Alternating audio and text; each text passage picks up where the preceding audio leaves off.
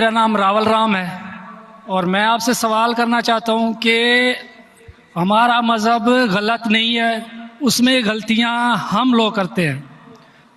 जना हराम है हमारे मज़हब में, शराब नोशी हराम है, जना हराम है, मतलब कि जैसे भी गलत काम सारे गलत है उसमें भी लिखे हुए हैं और यही इस्लाम में भी हैं। ये दोनों जो है ना मतलब कि कॉमन है इनमें, तो अच्छी बातें दोनों तरफ हैं और सिर्फ इस बुनियाद पर हमें दोज़ख में डाल दिया जाएगा कि हम सिर्फ कलमा नहीं पढ़ते। अदरवाइज़ हम लोगों में भी वही चीज़ें हैं, सिर्फ इबादत का तरीका और है। बाकी बस इस सवाल करना चाहूँ। भाई साहब आपका नाम क्या है? रावल राम। रावल राम जी जी रावल राम ने एक अच्छा सवाल पूछा जी। उसने कहा कि उनकी मजहब किताब में भी जिना हराम है, बिल्कुल सही फरमाते। उनके मजहब में लिखा हुआ है कि शराब हराम है, बिल्कुल सही फरमाते। आपने अगर मेरी तकरीर सुने हिंदुइज्म और इस्लाम में यकसानियत, आपने सुने वो तकरीर को? जी जी। अच्छा, वो तकरीर में लिखा है हिंदू मजहब में दो किस्म के किताबें हैं, एक श्रुति और एक स्मृति। श्रुति मतलब वो किताब जो भगवान की तरफ से आती है, भगवान की तरफ से। स्मृति वो किताब जो इंसानों ने लिखी है। श्रुति में आता है वेद एंड उपनिषद, स्मृति में आता है महाभारत, रामायण, भगवत गीता, मनुस्मृति एटसेट्रा। आप अगर पढ़ेंगे आपके छंदोग्य उपनिषद तो श्रुति है, छंदोग्य उपनिषद चैप्टर नंबर 6 सेक्शन नंबर 2 श्लोक नंबर 1, नाकस्य कसिज, भगवान एक ही है, दूसरा नहीं है। बिल्कुल भगवान एक है, दूसरा नहीं है। बिल्कुल। आपके किताब में लिखा है श्वेताश्वेतर उपनिषद चैप्टर नंबर 6 श्लोक नंबर 9, नाकस्य कसिज जनिता न पदीपा, नाकस्य कसिज जनिता न चदीपा, मतलब उस भगवान के कोई वालिदैन नहीं है, ना माँ है ना बाप है ना बच्चे है। सही लिखा है श्वेताश्वेतर उपनिषद में चैप्टर नंबर 4 श्लोक नंबर 19, न तस्य प्रतिमा अस्ति, प्रतिमा के मानी होती है संस्कृत में अक्स, picture, photo, statue, idol, painting. ना तस्य प्रतिमा अस्ति, उस भगवान की कोई अक्स नहीं, कोई पेंटिंग नहीं, कोई पिक्चर नहीं, कोई फोटो नहीं, कोई स्टैच्यू नहीं, कोई स्कल्पचर नहीं।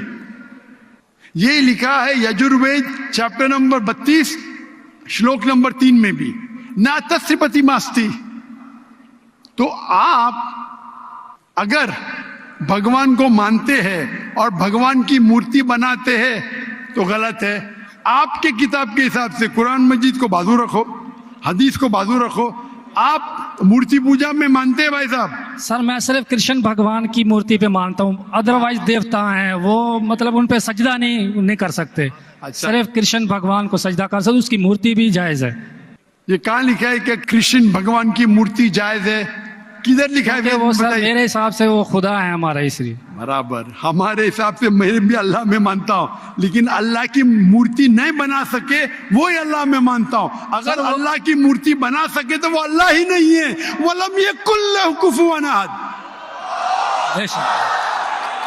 नारे तकबीर। भाई साहब भाई साहब भाई भाई भाई हमारे गैर मुसलमान भाई मुझसे सवाल पूछ रहे। तकबीर अच्छी बात है, लेकिन अभी सवाल जवाब हो रहा है। तो मेरी दरख्वास्त है कि जब गैर मुसलमान भाई पूछते हैं तो उन्हें डरने लगना चाहिए। उन्हें लगना चाहिए कि आपस में हम भाईचारा है। सही। उनको डरने लगना चाहिए। डरते नहीं माशाल्लाह, लेकिन आप ऐसा मत करो कि वो डर जाए। नहीं बराबर ना? तो आप डरिए मत भाई साहब, खाली तकबीर कह रहे। नहीं सर। तो हमारे हिसाब से जिस की मूर्ति बना सके वो अल्लाह ही नहीं, और ये वेद में भी लिखेला है। आप इस्कॉन में मानते हैं सर? वो तस्वर है, वो हमें भी पता है कि उसमें खुदा नहीं है, वो एक तस्वर है। हमारे इसमें खुदा का तस्वुर करते मूर्ति बनाए तो गलत है। तो यही मैं कहता हूं, आप अपनी किताब का अमल नहीं कर रहे, आप अपनी किताब का सही अमल करेंगे तो आप भी जन्नत में जाएंगे। सही बात है, बिल्कुल। तो कुरान में नहीं करते ना हम अपना मजहब पे मतलब फॉलो नहीं करते सही तरीके से। जी। मेरा फॉर्मूला बहुत इजी है। सही। कुरान मजीद में लिखा है सूरह इमरान में सूरह नंबर 3 आयत नंबर 64 में, तालव इला कलिमतिन सवाइम बैना बैनकुम, आओ हम उस बात की तरफ जो आप और हम में यकसा है। सही। अपन आज माने जो आप और हम में यकसा है, कम से कम उस पर तो अमल करे। मेरा फॉर्मूला यूनिवर्सल है, पूरा भाईचारा है। मैं कहता हूं भाई बाइबल को लेके आओ, वेद को लेके आओ, कुरान को लेके आओ। वेद काफी बड़ी है, जी जी। बाइबल कुरान से 3 गुना बड़ा है। हम आज वादा करें कि जो यकसा है कम से कम उस पर तो अमल करें। जो यकसा नहीं उसको साइड पे रखेंगे, कल बहस करेंगे। जो यकसा उस पर तो अमल करे। बाइबल में लिखा है, वेद में लिखा है खुदा है कि खुदा का अक्स नहीं। अगर आप खुदा का अक्स बनाते तो आप वेद के खिलाफ जाते। सिर्फ कृष्ण का बनाओ तो भी गलत है। सर वो भगवत गीता में लिखा है इसलिए। आप भगवत गीता स्मृति है, भगवत गीता महाभारत का हिस्सा है, सही क्या नहीं?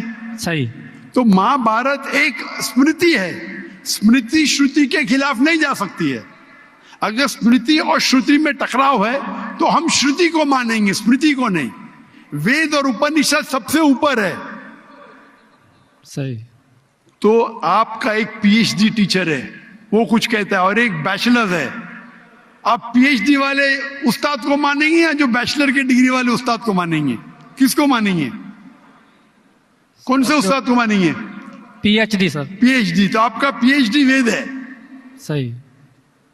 तो अगर आप मूर्ति पूजा छोड़ देंगे और आपके किताब में लिखा हुआ है, आपके किताब में लिखा है कि आखिरी पैगंबर आने वाले हैं, और आप वेद पढ़ेंगे और पुराना पढ़ेंगे, उसके अंदर कई जगह पे लिखा है कि आखिरी पैगंबर मोहम्मद सल्लल्लाहु अलैहि वसल्लम है।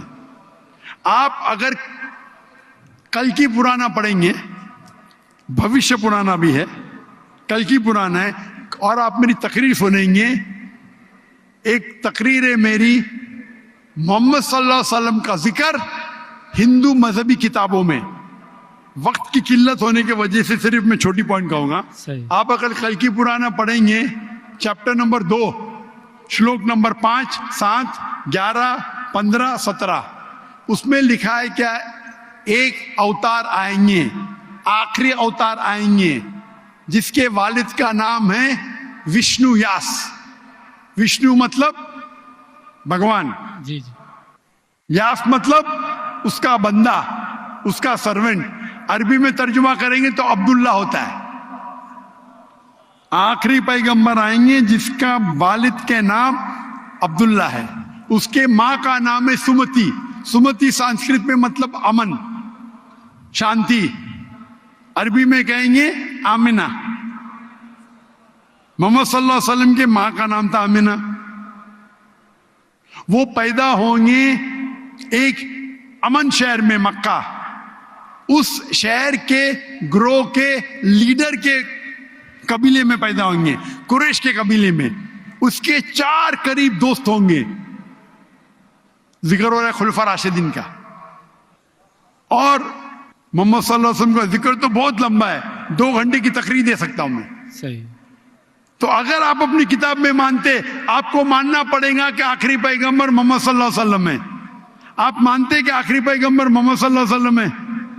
सर मैं पढ़ी नहीं है, मैं भी बस ऐसे मतलब कोई सही तरीके से नहीं पढ़ा है, इसलिए मुझे पता नहीं है उसमें। नहीं पढ़ा तो गलती किसकी? मेरी है? मेरी गलती है, मैं मान रहा हूँ। तो आप हमारे ऐसे करोड़ों लोग हैं जो नहीं फॉलो करते हमारे मजहब को, इसीलिए हिंदुस्तान में जब मेरी तकरीर होती है, जी जी, तो हिंदू का मजमा इससे बड़ा होता है। बिल्कुल देखा है।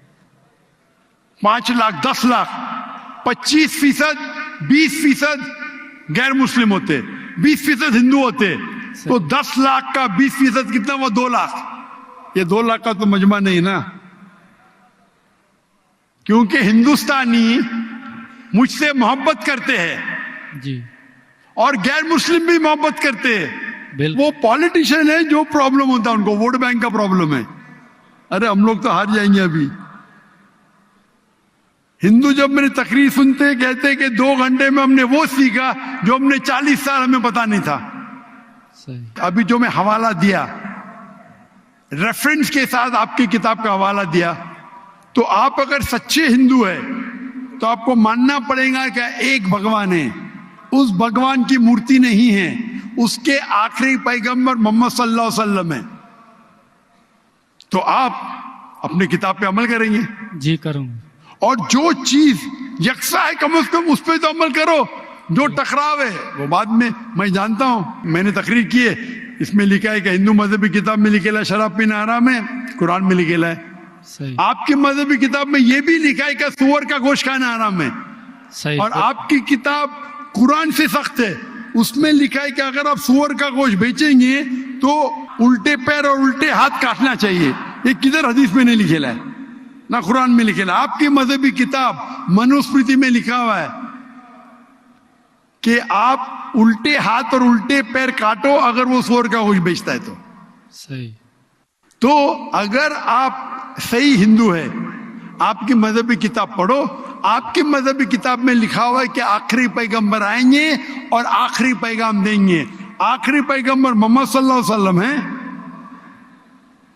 और आखिरी पैगाम है कुरान मजीद। सही। तो अगर आप सच्चे हिंदू हैं तो आपको कुरान मजीद और मोहम्मद सल्लल्लाहु अलैहि वसल्लम की बात मानना पड़ेगा। आप देखेंगे हिंदुस्तान में हजारों की तादाद में हिंदू इस्लाम कबूल किए। अल्लाह हिदायत दिया, मेरे वजह से ने अल्लाह ने उन्हें हिदायत दिया।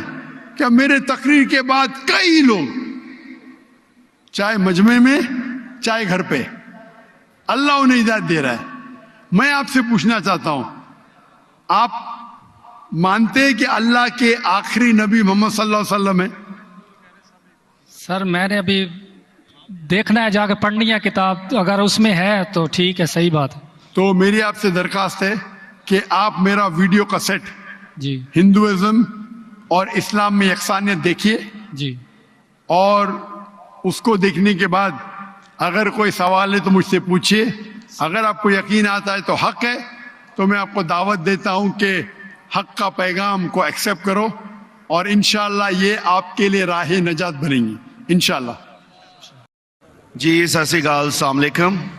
मेरा डॉक्टर साहब से एक छोटा सा सवाल है कि जन्नत में जाने के लिए मुसलमान होना ज़रूरी है या मुसलमान ही जन्नत में जा सकते हैं?